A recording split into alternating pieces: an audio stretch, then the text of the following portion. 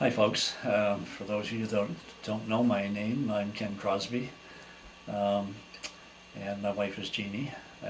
For those of you in Quebec, her name was Jeannie Mianscombe before she married me, and her mom is Alice D. Push, and her father is John C.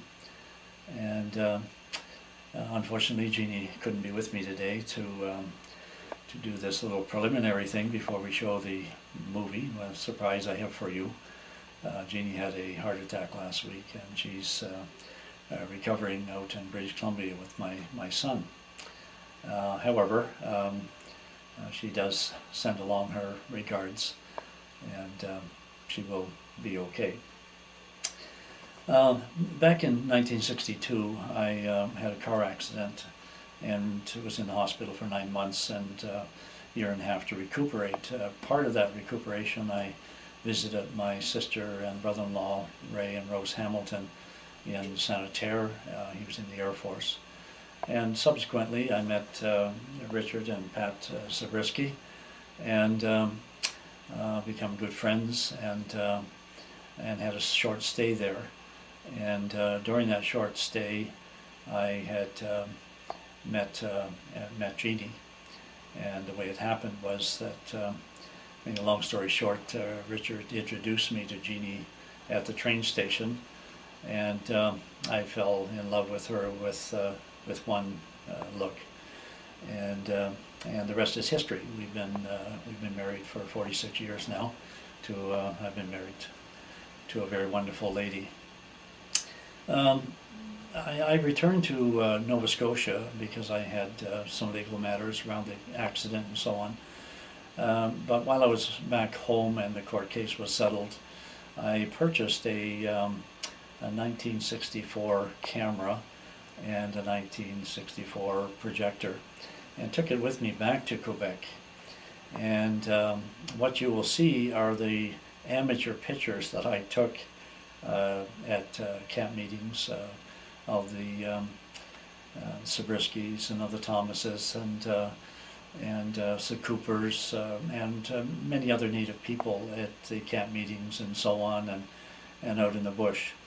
And those are the movies that I want to show you.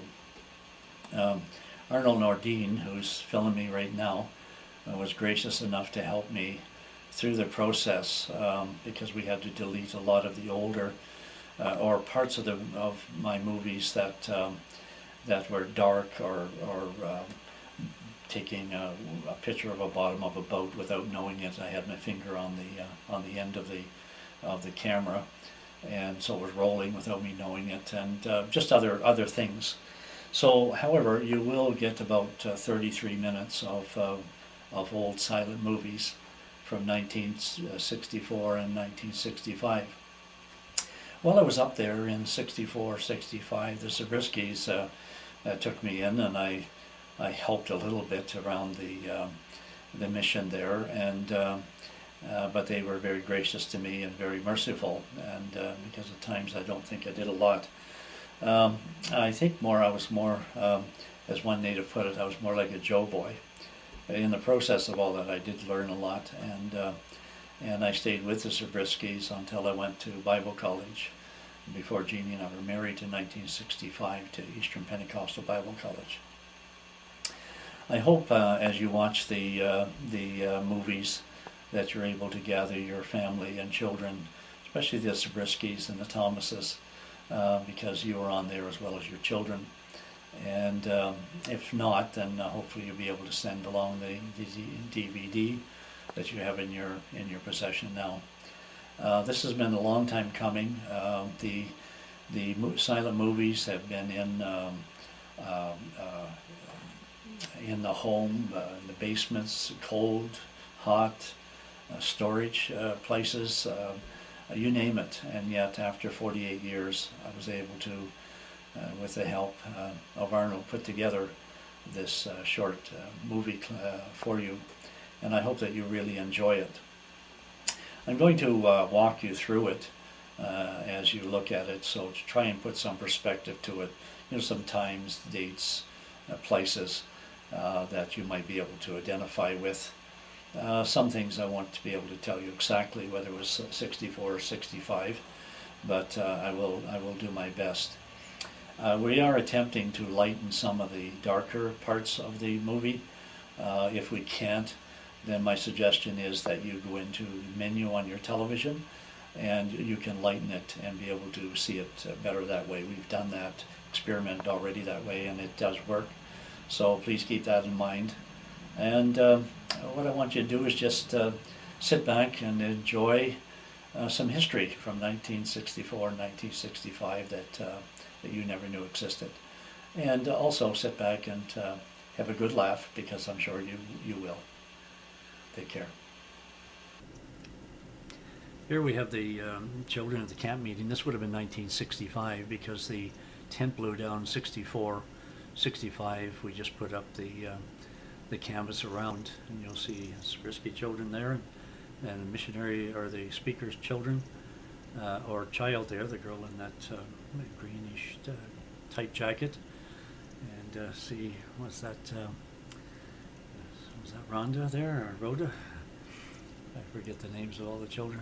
But, here they are, some of the, a few of the native children here, and some of the native boys that came to the camp meeting. The gentleman with the back to you was Wheeler, I forget his first name now, at Eastern Pentecostal Bible College. The lady on the left was Myrna. She's giving a talk there about the alcohol or booze to the children, and having a black heart and a red heart and a pure heart, which is very interesting. And here's the baptismal. I believe this is the Robinson, the lady who owned the property where we had the camp meeting, if I remember correctly. And I'm not sure whether by this time she had married. I know that she did get married. And here comes another lady out to be baptized. I'm not sure who that is. And as you know, both the French and the Cree and English came to the baptismal services. There's a French pastor there that's helping in the baptism of one of his members, I believe. Another French gentleman being baptized, and which was a wonderful thing to see. Many of the French people would have no idea of the existence of these movies, and there he is baptizing again. Interesting. It was a wonderful time. I was actually sitting in a canoe out in the water, so I could take these pictures. Here comes a lady, I forget her name now, but Daniel Ratt ended up marrying her later on, and Daniel died a few years ago now. I did see him shortly before he passed away when we were visiting up in Quebec. And Daniel and Brother Wheeler there, I forget his first name now, even though I did stay in his home once at the Eastern Pentecostal Bible College. And here we went moose hunting. Someone either from a plane or whatever said they saw a moose or moose tracks. So a group of us got together, decided that we would go and see if we could find the moose. And we weren't very successful, other than having fun sliding down this long hill on our snowshoes. And one of the Cooper boys there, and there's John Mark, I believe. And that was one of the Cooper boys too, Alan Cooper, I believe. If I'm not mistaken. And I think here comes Richard Zabriskie down the hill. Yes, right there. And it was kind of fun. We all had some fun doing that. And here I come, as young as I was. I don't know if I was quite 18 there yet. And I think this was about the extent of what we were able to get. Doesn't look like a moose to me, but there was one rabbit in the sack. We went out by Skidoo and pulling the sleighs behind, and we all jumped on. We actually come up to this little island in the middle of the lake there, and folks found out that during the summer Jeannie and I went there, lit a fire and had a sandwich or something, and they start calling it Lover's Island. And some of you will recognize yourselves there. And there's Richard Zabriskie. You look young there, my brother. And John Mark, I understand that John Mark is dead now. And sorry for the jumping around. Here's one of the, I think this was Thomas' daughter. And wow, look who's here. Just as cute as a button. Sharon, you're a grown-up lady now. I'm sure have your own children, maybe grandchildren. And I think that was Thomas' daughter. She was a sweetheart, real cute little girl. And look what we got here. Here's Pat trying to get the Ski-Doo going right beside the mission station there. You can see that. Well, she finally got it going, and she's proud as can be, just driving that machine. And I had fun taking these pictures. As you can see, it's just alongside of the mission there. And she's quite satisfied with her accomplishment until her dear husband decides to get on the back with her and in his own way have fun. So Richard, you had something up your sleeve right about here. And while it doesn't look like you were going very fast, you actually were, and Pat was having an issue with that. I believe this was another time with Cooper. I forget his name. Was not Clifford, but I can't quite remember. We went out hunting, and just the two of us, and laid down, had a little rest under a tree. I found out that Native people like to do that, not rush around like us white people. And so he's laying down. Some of you would recognize him. You'd know who he is right off the bat. But it was a nice time, a nice day. It was a good day to be out and out and about. And I think we walked up the top of that hill right there behind. And here I am. And he's taking a picture of me, and I wanted to do a little showing off here and run down the hill, and just about tripped and fell flat in the snow there. But anyway, I wanted to get myself in there, I guess. And here's another great example of tremendous hunting skills, and that's what we ended up taking home that day. Here we have the camp meeting. This would be 65 again. Some of it's going to be a little backwards here, but you will see when there's Jeannie actually in the black coat there, my dear wife, before we were married. I think that's Pat on the left, and Sister Moore, and another lady there. And I see Marlene Thomas there. Here's the evangelist, and we appreciated his ministry. And he was there, and his daughter was there as well. Pat telling a story, a translation into Cree. And here's Rondo. This is when you were leaving, and we, all of us there, chipped in and gave you some gloves to take home with you. You may have to brighten this a bit, and your children when they were small, and Marlene sitting there smiling. And at the very end of this, actually it was an offering took up, I believe, and you were able to get some money. And Marlene is giving a little talk there. I know the two of you were a great blessing to the mission there, and to Jeannie and I as well.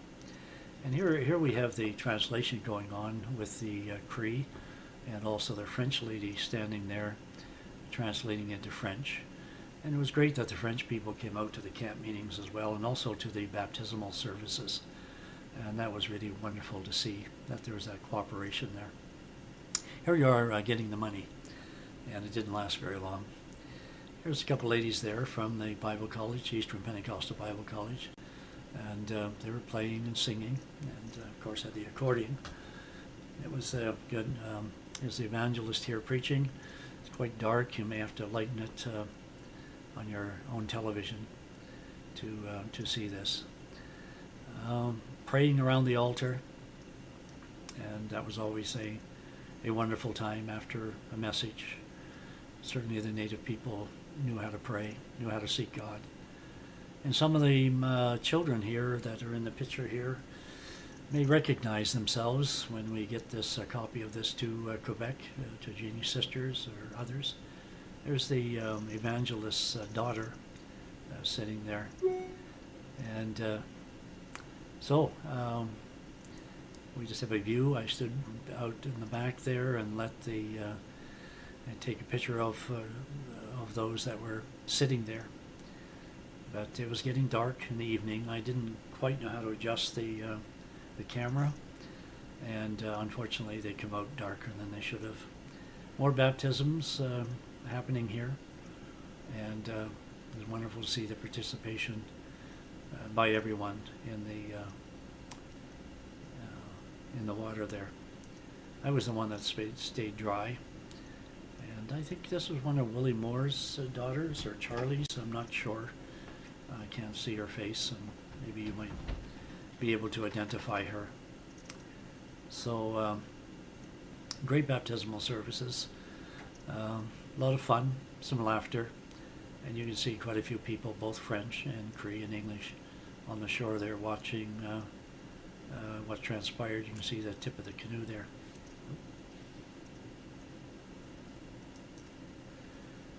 And here's a gentleman. I think this fellow here was from Rapid, what do they call it, Rapid City, or no, I just forget the name of it. Cedar Rapids, I believe, was the name. An elderly gentleman who gave his heart to the Lord. And there's the Baptist pastor, just really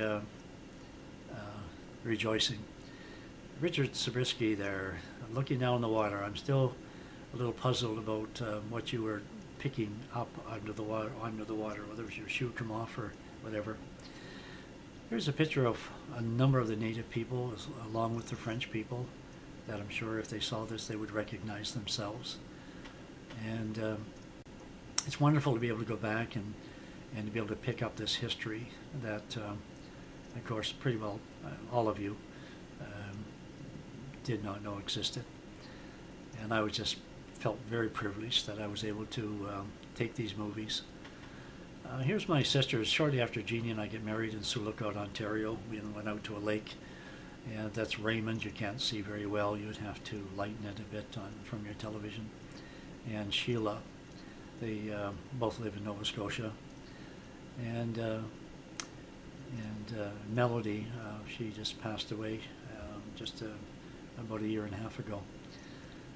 And here's Jeannie. I think we were married about a week. And Raymond again, and Sheila. And just trying to learn how to use my camera as well. Adjusting it again. This would have been after Quebec, of course, and the movies that we took there. And it's the lady that I loved and fell in love with. She really has added so much to my life and gave us wonderful children, 3 biological children, and we adopted 4 other children as well. And here I am with Melody and Raymond. Raymond, I talked to him on Facebook, and of course phone home. There's my brother Ray chasing my sister Rose. I guess she had dumped some water on him, so you can see her running there. I think he did catch up to her and gave her something what she had passed out. This was in Sioux Lookout. That's my brother David from Nova Scotia was visiting, and along with Raymond and Melody, and a beautiful vehicle, maybe a Buick or behind there. And here I am with the children, young, handsome fella as I was, with my 2 niece and nephew. And Melody, I guess, got a little itchy there. I was, I think, going back to Quebec. I paid a visit there, and my brother, who stayed a little bit longer from Nova Scotia, I was just saying goodbye to everyone there. They don't know that these exist either, so they'll be very surprised. I believe this is Cedar Rapids, where we went to have a service in the house, and one day a Catholic priest sat just across the road on the steps watching us, and some people with him, and was not very happy that we were there holding a service. And this lady was blind, and I think maybe that might have been her daughter talking to her to say hello to us. And here's a canoe. One of the elderly men made it there. There's no nails in that. He used gum and birch bark to sew things together, and it was just a wonderful thing to see. Beautiful, beautiful canoe. And again, you may have to lighten this to get the full benefit of it. And I think Daniel Rad is standing there, and Rondo Thomas standing there. I just took a picture out in the lake. Somebody was going by, and it's been captured. Of course, I have no idea who they are. Here comes Richard Zabriskie in the snow. He looks like a crusader, and he's really going at it there. Ken Eburn. Ken was in the Air Force there. Rondo won him to the Lord, and they both left. I have no idea where Ken is. This is a storm. I got outside. You may have to try and lighten this as well. It was a real storm going on. I stepped outside the mission to try and get a picture of that, and so we were able to at least capture something, a little bit of that tremendous storm that took place. Here's some more children, native children, and some of the young ladies that were standing around. No one seemed to really enjoy getting their picture taken. They all seemed to be able to. I think that's Sharon again there, looking at me. There's Daniel Ratt running to get into the building without me getting a picture of him. The Indian Pentecostal Mission, that old sign I made upstairs in the top floor, and got some paint in that. These were actually the first pictures I think I took within a few days of being there and getting my camera. I remember standing on the bridge and taking pictures of Senator, and just enjoying being there. I was still on crutches and recuperating from the accident, and never did walk for a year and a half. So while I was there, I was on crutches. But here's just kind of a view of the town. Up in the background, you see the Air Force Base, and where my brother-in-law worked. And if it wasn't for them being there, and it wasn't for Richard Zabriskie, I would have never met Jeannie. I'm sure thankful to God that he worked that out, and because I've had a wonderful wife, and I thank God for the years that we've had together and the family that he's given us. Now look what's here. Here come the Zabriskies from some little travel, whether downtown or where, but here they are coming with the children. Everybody's getting out of the vehicle, the old truck there that was an old faithful partner. And look at yourselves. Now you young ladies, or older ladies now, I suppose you could call yourselves. You were very young then. And I'm thankful I was able to capture you when you were running around, small children, and also you, Richard and Pat, to capture you when you were young. And here we are. I think Doma is there. We are actually going out in the bush, and that's 50 horsepower. They're a lot smaller nowadays, but that was I think maybe one of the first big 50 horsepower motors. And John Mark, as you can see, wasn't able to light my camera enough to really capture. We were coming to a portage. We were going back out in the bush to visit with the Coopers, who were on a very small island, and I believe they were fishing for sturgeon and selling it to a middleman.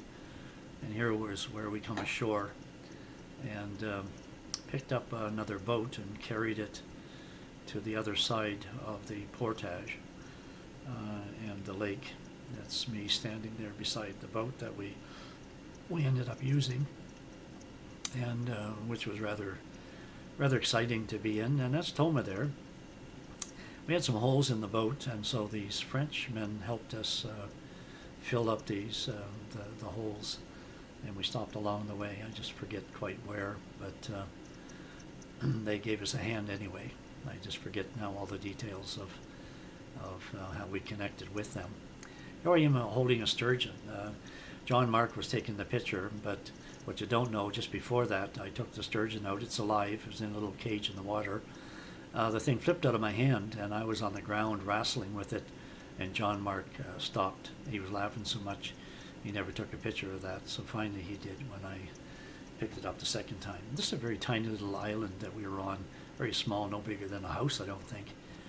And I just forget who, one of the authorized boys was there, and I don't know who was with him. But we stopped to say hello to them. And so that was exciting. Here we are on the little island. There's John. We didn't have dishes, so he made birch bark dishes for us. And we had beans for breakfast that morning. It was a Sunday morning, if I remember correctly. And here I am just enjoying beans for breakfast, and that great big birch bark dish that John made. So it was good, and I think we had a decent sleep that night, and we were able to fellowship with the Christian people there. There are some of the Coopers, I believe, looking out of their tents, and here's John washing up in the morning down by the lake, and that was refreshing as well. Here's where we start the morning service.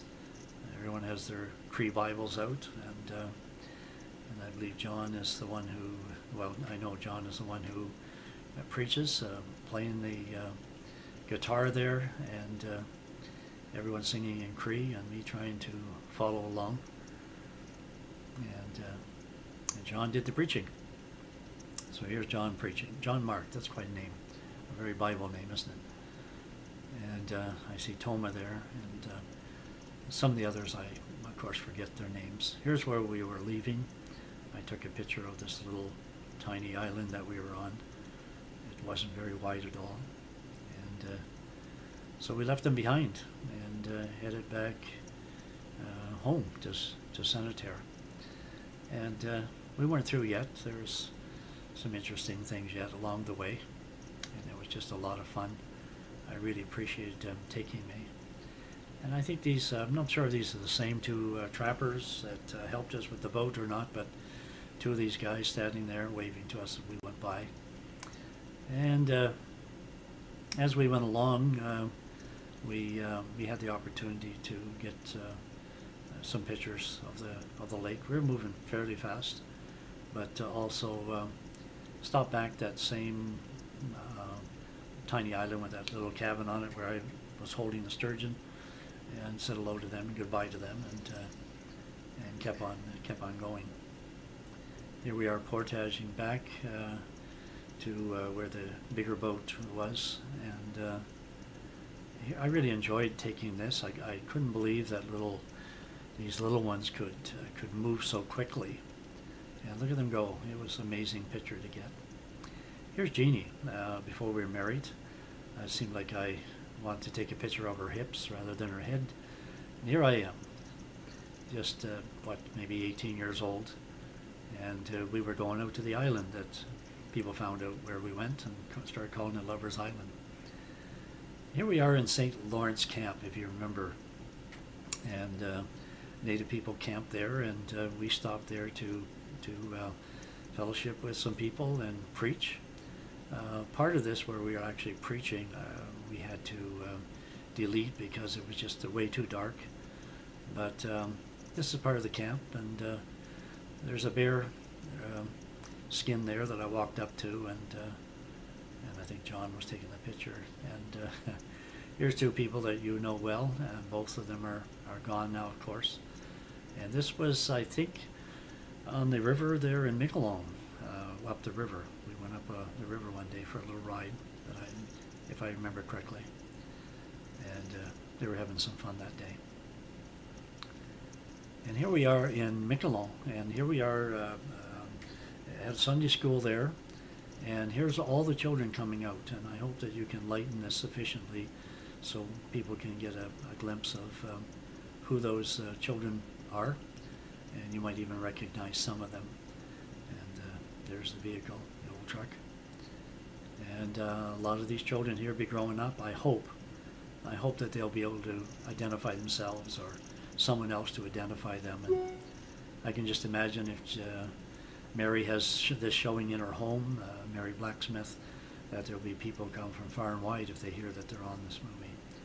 And here's the evangelists we had the first year, I believe that would be 64. I mean, when I say first year. I can't remember who he is or where he came from. But there's Jeannie actually running around there with a polka dot dress. Did not like to get her picture taken by me. And here we are at the camp, and Sister Robinson's, I think that was Robertson's property, and just people milling around and tents, and they seem to really enjoy that. And I think Rondo and Marlene, you recognize that tent, I'm sure. It was yours. And we'll show a picture of you shortly if you're looking outside there, Marlene. And everyone seemed to enjoy themselves setting up their camp and talking with each other. Seemed like a lot of people here were related. There's Marlene. You look so young there. And a little fella coming and talk to you. I could tell you an interesting story there about me throwing the Coleman stove out of there because it caught on fire one day. And the big lady was going by and she started screaming. This fiery ball came out right straight at her. And this was a very cold day and raining, overcast. And this was the first 64, and this is when the tent was up and the wind actually blew the tent down. And the intent was to just discard it, but God bless the Native women. They took all those pieces of the tent and they sewed it back together again, as you'll see in a moment here. So there's the layout of all the tents. Here they are, all the ladies. There's Jean's mom, Alice Newbush, and there's Jeannie right beside her, my dear wife, and some of the other Native ladies. And you can see the wind blowing in the background. But they made up their mind that they could sew all of those pieces back together again so that we could put up the tent. And you'll see that actually happened shortly. God bless those women. And there's Sister Robertson or Robinson, I just forget. You would know to connect her name. And here's the tent and the chairs, and I think even some of them blew over. And Rondo, here you are, you'll see yourself digging a hole here, and in a few minutes there's Jeannie, again not wanting to, there's Madeline in the background, you remember her, and Jeannie. Okay, and here's Rondo here, very dark, you may have to lighten this, digging a hole with a big pick there, and just a big smile on your face. And you were very active. You didn't sit around, that's for sure, I'll tell you. You were very active and involved in so many areas of ministry there, at camp meetings and when you weren't in camp meetings. And Jeannie and I always appreciated both you and Marlene and the help and blessing that you were to us. And there's Toma. I heard that Toma died in a lake, or not a lake, but in a river. He fell out of the boat, I guess, in a portage or something and drowned. That's what I understood. He was one that came to me one day and gave me $2. There's Emma, what was that, Shicapio? She was a wonderful Christian lady. And there's some of the young Native ladies. Mary Jane Moore, I think, has the green kerchief on. I was helping when we were putting the tent back up after the lady sewed it, and then I got this bright idea to run and get my camera, which I did. I felt guilty about not helping, but I just felt in my heart that I needed to get a picture of this happening. And you can pick yourselves out. There's Willie Moore, and he married, I forget her name now, but she was, 20 years younger than Willie when they get married. And she was a school teacher, attended Eastern Pentecostal Bible College. Rondo, there you are, really working hard. And Willie, and of course everyone else as well. Everyone chipped in. Everyone that was there chipped in to help stabilize it. It was still very windy, and Richard, there you are, bending over. Willie Moore's son, I forget his name, helping out as well. There's a lady from, I'm not sure it was Cedar Rapids, and I think Daniel walking in there. And Rondo, there you are, very busy trying to connect everything. John Mark's wife, I forget her name as well, and some of the other men standing there, helping to assist put up this tent. It was an exciting thing. I'm just thankful that I thought that this would be a good idea, and I'm sure you can appreciate it now, seeing the work and effort went into it. And now you see the end result. In '64, the tent was put back up again, thanks to the ladies that sewed the tent, and to all of you men that actually put it up while I took a movie of it. And once again, I'm just taking, scanning sort of the tents and those that were there. I took a picture of everyone coming out of the tent that morning, and you will identify yourselves more than likely. And there's the evangelist taking a picture, and there's Rondo in the background, and there's John Mark, and I see my dear wife Jeannie coming out, and so many people that you would recognize, and could remember some of your own experiences in interacting with them, or Richard and Pat, when some of these people become Christians under your ministry there, and how God blessed the ministry there. And here's Jeannie, the dear lady that I fell in love with. This is before we were married. I was smitten with her, and still am. And here's the evangelist and the two of you, Richard and Pat. And here's the French pastor baptizing Sister Robinson. I guess we may have this on here twice. But nevertheless, what a wonderful experience that was to see her get baptized. And God moved in such wonderful ways. I learned so much there. I learned so much from Richard Zabriskie, my brother, and also from you, Rondo. You were a great inspiration to me as a young man. There's Jeannie's mom getting baptized. I believe that Jeannie's mom was a Christian for a long, long time. She used to pray and read the Bible to Jeannie and the others when they were small. And at Easter, there's always something special. You can see what a great help I was, just standing there, not helping out. And this is Madeline's husband. I forget his name, but he wanted to be baptized. But it was a cold day, and I remember how cold everyone was. And in the water there, how cold I was. I was very thankful to finally get out. But nevertheless, we were able to have the baptismal service, and all the people come, and just enjoyed the fellowship together. And Rondo there, I think you're reading the scripture, and somebody gave me a blanket to put around me because I was shaking so much, which is something that has traveled with me throughout my lifetime. And that's the end of the movie.